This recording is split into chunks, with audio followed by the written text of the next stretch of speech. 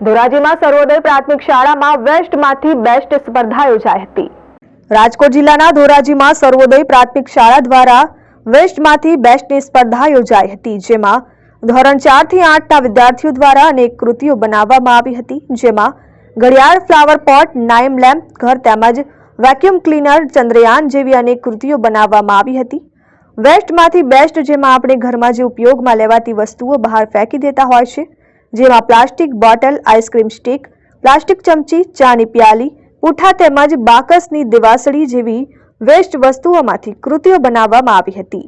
સ્કૂલના વિદ્યાર્થીઓને સારા નંબર પણ આપવામાં આવ્યા હતા। વિદ્યાર્થીઓ દ્વારા આ સ્પર્ધામાં ભાગ લઈને અનેરો આનંદ અને ઉત્સાહ જોવા મળ્યો હતો।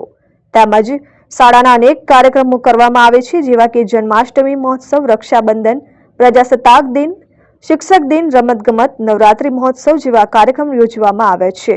આ કાર્યક્રમ સફળ બનાવવા શિક્ષક અને આચાર્ય દ્વારા ભારે જહેમત ઉઠાવાઈ હતી। અમારી શાળા શ્રી સર્વોદય પ્રાથમિક શાળા ધોરાજી ખાતે આજે વિવિધ સ્પર્ધાઓ યોજવામાં આવેલી હતી, જેમાં વેસ્ટમાંથી બેસ્ટ સ્પર્ધામાં વિદ્યાર્થીઓએ હોશભેર ભાગ લીધો હતો અને સારી કૃતિઓ રજૂ કરી હતી।